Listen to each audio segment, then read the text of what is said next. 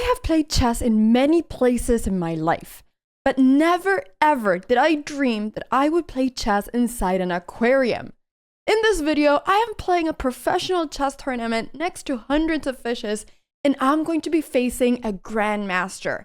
His name is Lev Yankilevich, plays for Germany.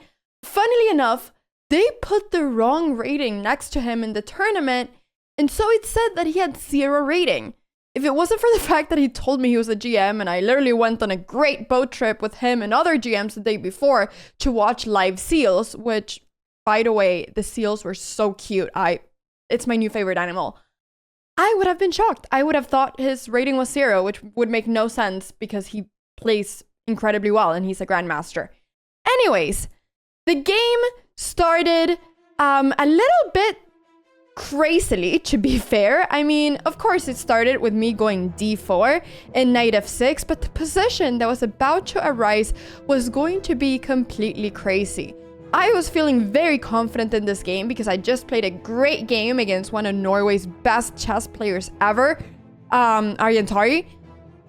And so now I've thought, you know what, if I can play great against one grandmaster, I can play great against 2 grandmasters. So I was feeling good and confident, and this game was going to be pretty crazy, like I said. So anyways, everything is starting off quite normally. He's going b6 here. This is what we call a Nimso Indian in chess. I decided to go big and take that center, but now he played c5. And I started to think a little bit because I thought d5 looks like the most natural move in the world. It's just the move that I would play in any blitz game. Also, now my favorite fish, the big long fish, started swimming next to me and I saw it. I started thinking, wait, Anna, what if you play e5? That looked really interesting because there would be ideas of me being able to go queen e4. So I decided to go for this move e5.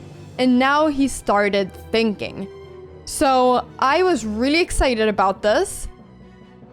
And I was happy that I hadn't spent too much time. As you can see, I'm both threatening his knight, but I'm also opening up the square on e4 for my queen to go to. So now he was spending quite a bit of time thinking, and I was able to enjoy looking at what the fish were up to.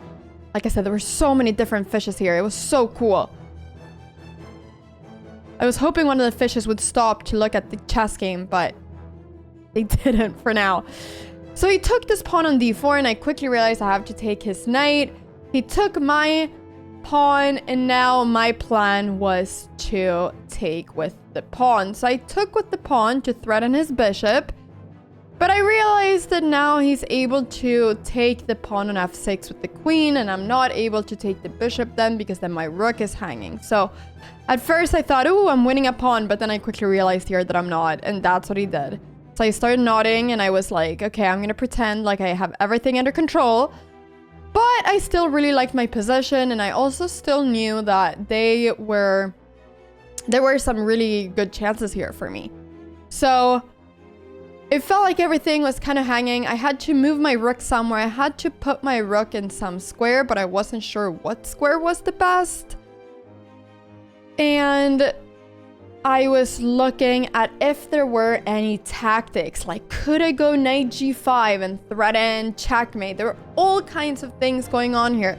Should I go bishop d3 to threaten first the pawn on h7? Should I go queen e4 right now?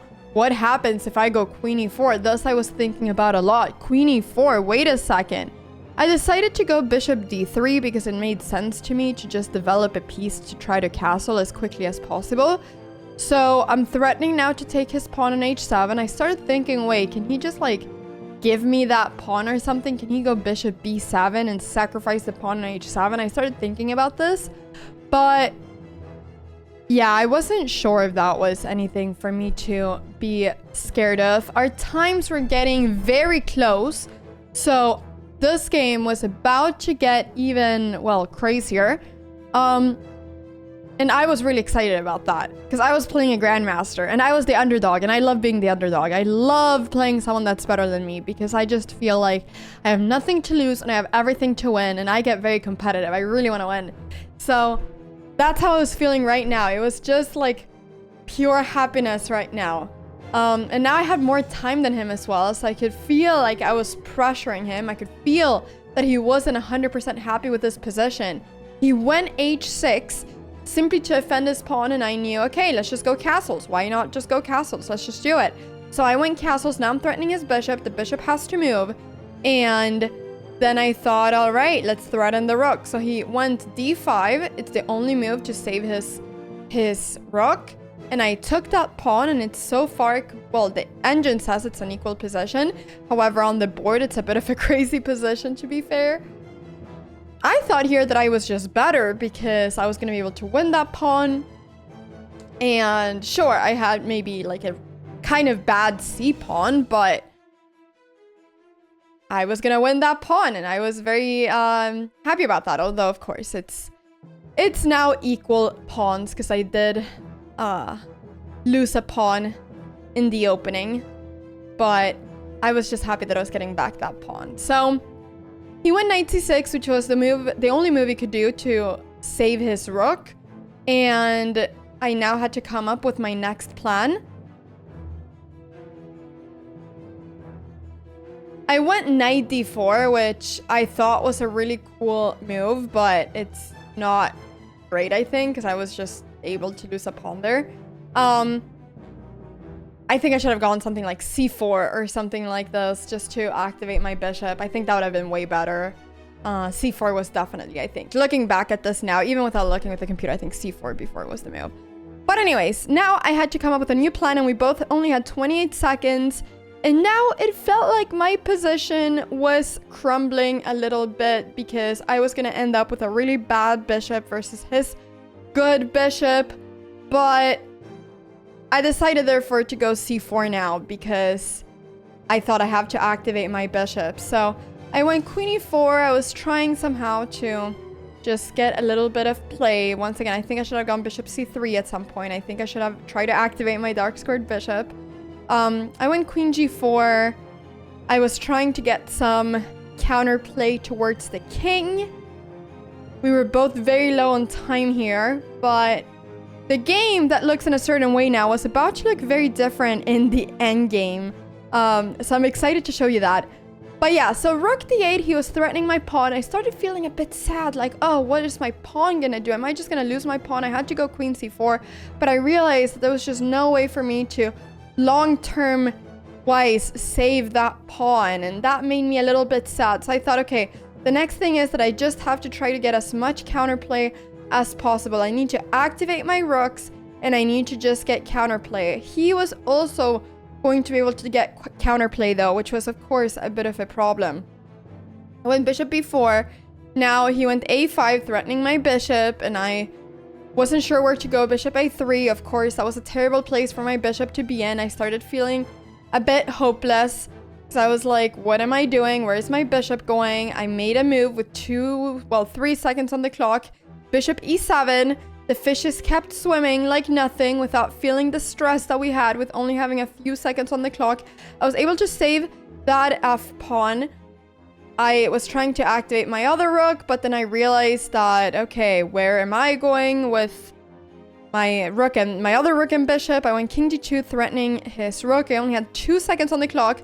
I made a move with 1 second on the clock, bishop g3. I was now trying to play as fast as I could. He went rook d2. I went back. He was pushing that pawn. I went h4. I was trying to get some counterplay there. Anything. And then in this position, he went rook c2. I went check. Someone stood in front of the camera, but it was okay. And then I went bishop e5. And now he went bishop d4. And I won a piece. I won a piece. And now I knew that I was probably going to be able to save it. However, I was feeling very stressed because of the time. But I won a piece and was a piece up against a grandmaster in this endgame. But in this position, I went bishop d6, which is apparently a huge mistake. And I didn't know. I only had a few seconds left. And a few pawns were falling apart. And got a bit nervous now, and there were so many people watching. Like, you can't see, but there were so many people watching, and now he almost blundered because I was almost able to go rook g7. And here we had to trade rooks, and this position, I wasn't sure how it was, but yeah, the engine says that it's losing. He had to just come up with the plan. I was just kind of going back and forth. He went h5, takes. The problem is that he just has like a few too many pawns, but I was able to take the f6 pawn, and then the king got up. And I knew that if his g pawn was gone, this was an easy draw. But the problem was that my king would maybe be forced to move too far away, and now his king is coming in. If I don't let his king come in, it's an easy draw. But because his king is coming in, it's yeah, very difficult. And now after b2, there was nothing I could do, and here I was in a lost position. I made another move with the second, but here I ended up resigning. But this was such a crazy game where I started having a great position, then I kind of fumbled, and then I won a piece in a nice tactic in the end against the grandmaster, but it wasn't so clear because of all of his pawns, and then it ended up being with me losing. But it was really exciting, and we talked quite a long time after the game about the moves, and he was super friendly. And you know, even like after the games, like he was so friendly. He was always asking me how I was doing. There were also seals in the backyard kind of the aquarium, and penguins. Even I didn't get to see them, but yeah, he was like, Anna, you need to go see the seals. So he was super friendly. So thank you so much, Lev, for this game. And also, thank you so much, Ålesund, because this was played in the beautiful city of Ålesund in Norway, for creating this incredible chess tournament. It was such a pleasure to participate there. And a vlog from this whole day will be coming out soon as well. So thank you so much for watching, and have a beautiful, beautiful day. And let me know what you thought about the game in the comments. Oh, and please subscribe. Bye!